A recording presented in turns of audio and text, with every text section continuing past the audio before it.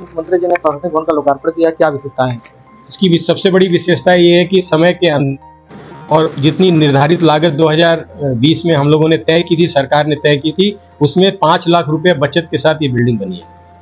जितना पैसा था उससे कम समय में, कम पैसे में और जितने बनी है। निर्धारित समय में अगर बिल्डिंग नहीं बनती है तो उसका ऑपरेशनल कॉस्ट बढ़ जाता है।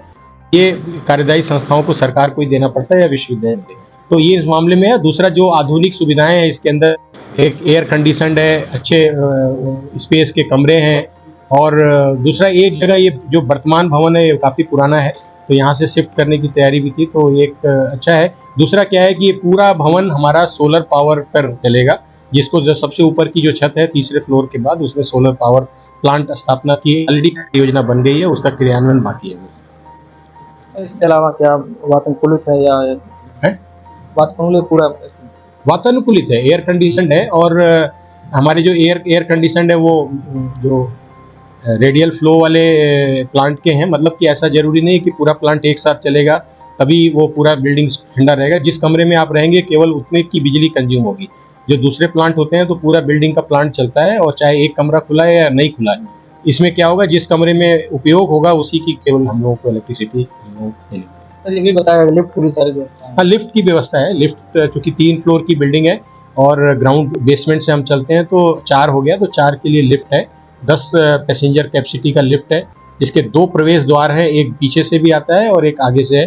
आगे एम्बियंस इसका बहुत अच्छा है, काफ़ी ग्रीनरी है, और पूरी बिल्डिंग लाइट से ओपन है।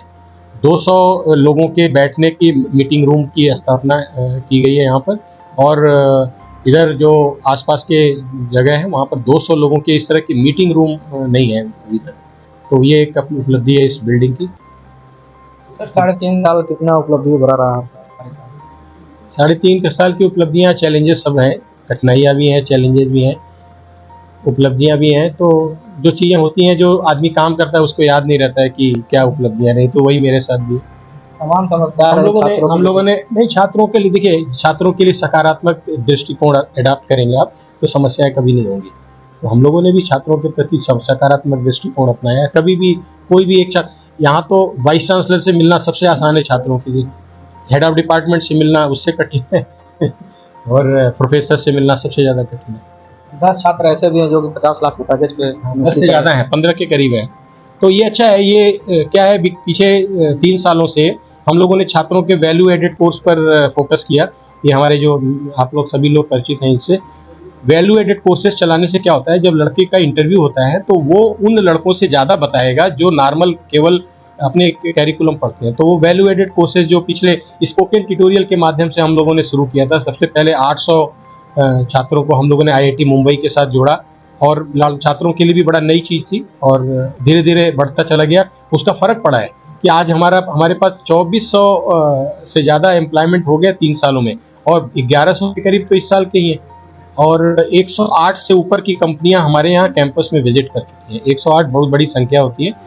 और सबसे बड़ी बात यह है कि जो पब्लिक सेक्टर में इन छात्रों का प्लेसमेंट हो रहा है, LNT में हमारे 76 छात्र गए हैं, IFCO में हमारे 45 छात्रों को IFCO में सिलेक्शन हुआ है, और जो हमारी जो सेंट्रल सेक्रेटरीट है भारत सरकार की, वहाँ पर बच्चे गए हैं।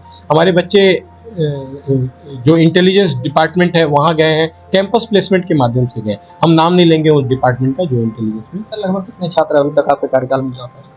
हमारे कार्यकाल में 2500 से ज़्यादा छात्र जा पाए, जबकि हमारे पास 900 की क्षमता है, अतिरिक्त 2700 होने चाहिए।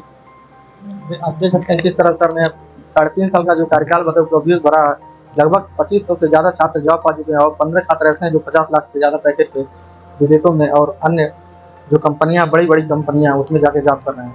और ये आपको बता दें, प्रशासनिक भवन जो पूरा वातानुकूलित है, लिफ्ट है, और ऐसे भी बिजली की व्यवस्था की गई है। कहीं जिस कमरे का उपयोग करें उसी में बिजली चलेगी, ताकि बिजली की भी बचत इस प्रशासनिक भवन में की गई है। एक तरह समझ लीजिए पूरी तरह से वातानुकूलित और एक नए टेक्नोलॉजी से बना ये प्रशासनिक भवन है।